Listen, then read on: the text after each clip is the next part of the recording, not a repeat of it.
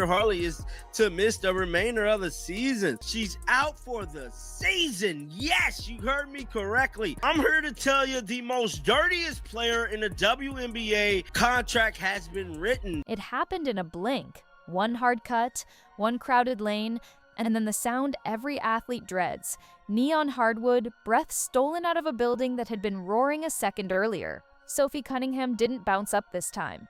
She stayed down, clutching her leg, eyes squeezed shut as trainers sprinted in and teammates circled like a shield. In those first stunned moments, nobody knew the exact words for what they were seeing, but everyone felt it. This picture is going viral with Bria Hartley with the sinister grin, right? This malevolent look. This wasn't a rolled ankle. This wasn't walk it off. This was a season breaking in half in front of thousands of people who came for a game and got a gut punch instead. As Sophie was helped toward the tunnel, jaw clenched, one arm on a shoulder, the other hand still on that knee, the cameras found the other half of the collision. Clearly smiling after injuring Sophie Cunningham, man. Bria Hartley, the player tied to the impact. In a single frozen frame, a tiny curl at the corner of her mouth looked like a smirk. Maybe it was nerves. Maybe it was nothing. But that image hit the internet like a match hitting dry grass. Within minutes, people were asking the same question in 10 different ways. And should be kicked out. To all of those defending Bria Hartley. Who smiles with someone down like that? The word dirty started showing up in comments before the ice bag hit Sophie's leg. By the time the game clock hit 0, the narrative was already sprinting ahead of the facts. Sophie's reputation didn't help calm the storm. It lit it. She's the player who takes elbows and gives back screens that feel like walls. She's the dirtiest player in the league. Look at this. Look at this. Now, Bria is the definition of consistency. She's the one diving, scrambling, jawing, refusing to blink first, the first to step into a mess if it means protecting a teammate. That toughness made her a fan favorite. But it also made the hit feel personal to people who love her. They didn't just see a collision. They saw someone they believe plays the right way dropped by someone they've seen toe the line before. And when that alleged smirk surfaced, boom, spark into wildfire. The internet did what it always does. It decided on a villain before anyone cooled down. And here's the thing, Bria Hartley came into that night carrying baggage. Whether fair or not, the file cabinet on her season had thickened. Clips of chippy moments, clips of hands in hair and bodies nudged past the whistle, clips of shoves that felt more like messages than defense. None of those old plays proved intent in this one, but when fans stitched them together with Sophie on the floor, it looked like a pattern. Storylines aren't built on slow-motion truth. They're built on what people already think they know. And fans thought they knew plenty. The outrage didn't stop at the sidelines. It spilled into living rooms and comment sections, then boiled over into family group chats, then found its way to social posts from people who rarely say anything. Calls for accountability, calls for suspensions, calls for the league to stop talking about protecting players and actually do it. You could feel a line snapping in people who had watched too many hard hits go by with a shrug. They were done shrugging. They wanted a statement, a ruling. A sign that these moments aren't just part of the game, when the injuries pile up on one side and the whistles feel like they show up 2 beats late. But if fans were sharpening pitchforks, Sophie wasn't. As the dust settled, as the imaging was scheduled and the swelling set in, she had every right to be furious. Yet that's not where she went. Publicly, she chose a lane almost nobody expected. Grace. She said what angry people didn't want to hear, that she didn't believe Bria Hartley tried to hurt her, that it was a basketball play, that bodies fell the wrong way, that not every bad outcome comes from bad intent. You could almost hear the internet skid. In one breath, Sophie took a narrative fed by a single frame and put oxygen back in the room. It didn't erase the pain. It didn't put her back on the court, but it did something harder. It protected her integrity when it would have been easier to cash in on outrage. Still, fans weren't ready to forgive what they saw as a pattern. They dug up clips, slowed them down, and said, look at this angle, look at this grab, look at this shove. They pointed to the smirk like it was a signed confession. They compared officiating from game to game and demanded to know why some contacts draw technicals and others draw shrugs. They wanted someone, anyone, to say, this crossed a line. And when the league didn't satisfy that itch, the crowd handed down its own verdict, villain. You could feel the heat every time Bria's name came up. In warm-ups, side-eye on social. Headlines with words like backlash, smirk, and dirty stacked in the same sentence. Indiana, meanwhile, had to figure out how to play basketball without the woman who tied so many threads together for them. The locker room vibe shifted from the stubborn belief of "we'll be fine" to the gritted teeth version of it, the kind where you pretend the hole in the rotation doesn't also leave a hole in the heartbeat of the team. Leaders talk more. Role players stretch into roles they didn't think would be theirs this season. Coaches build new packages on short notice and hope the character they preach in training camp isn't just a poster on a wall. The Fever kept grinding. That's what pros do. But every time the camera cut to Sophie on the bench, hoodie up, eyes reading the floor like a second coach, fans remembered why the hit set them off in the first place. They didn't just lose a shooter, they lost a tone setter. Then the twist, the kind that turns an already loud story into something people argue about at dinner tables. News out of Connecticut. Bria Hartley, knee, out. Season over. A tear in the wrong spot at the wrong time? Not during a game this time. During practice, no smirk, no enemy in the frame. Just the worst kind of bad luck for a player who had become a symbol for everything the angry side of the internet wanted to fix. And like flipping a switch, the word karma appeared everywhere. Instant karma. Basketball gods. What goes around?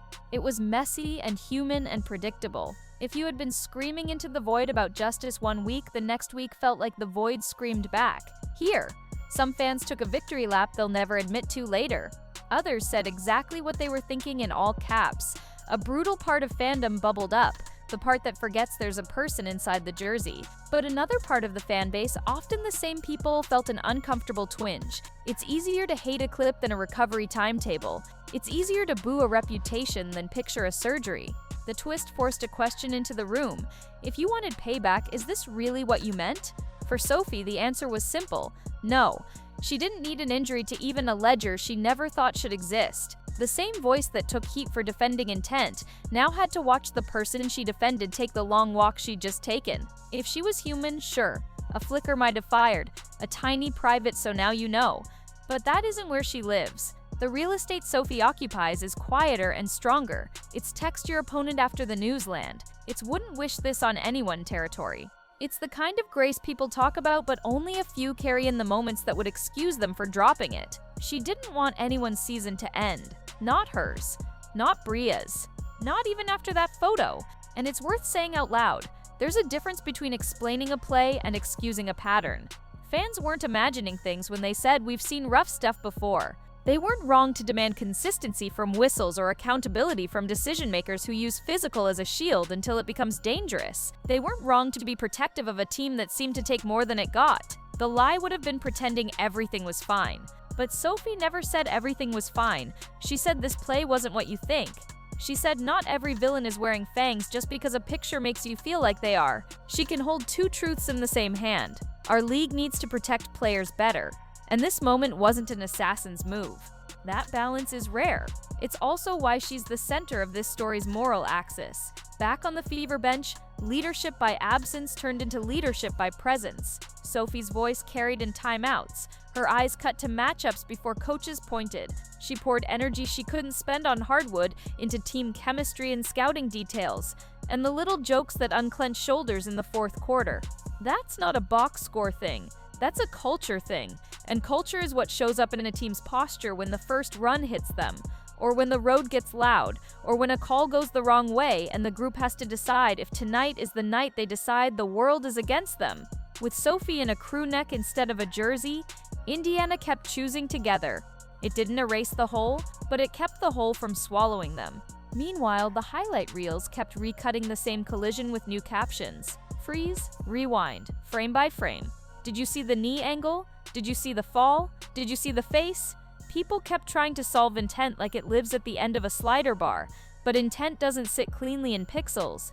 It lives in patterns, sure. It also lives in relationships, and histories, and private moments the internet never gets to see. Sophie knows Bria off the court.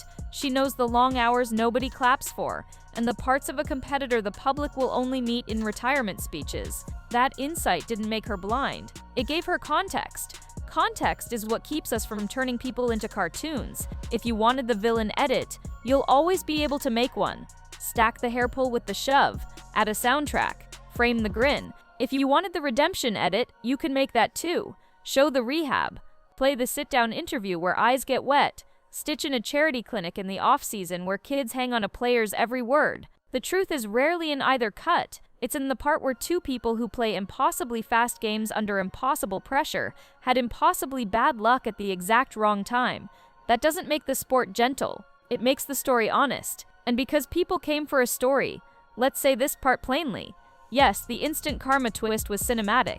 Yes, it put an exclamation point on a week that already felt like a scriptwriter's room was behind it. But the exclamation point you put on a headline shouldn't become the period you put at the end of a person. Bria Hartley is more than the angle you don't like. Sophie Cunningham is more than the halo you put over her head. They are both right now the same thing.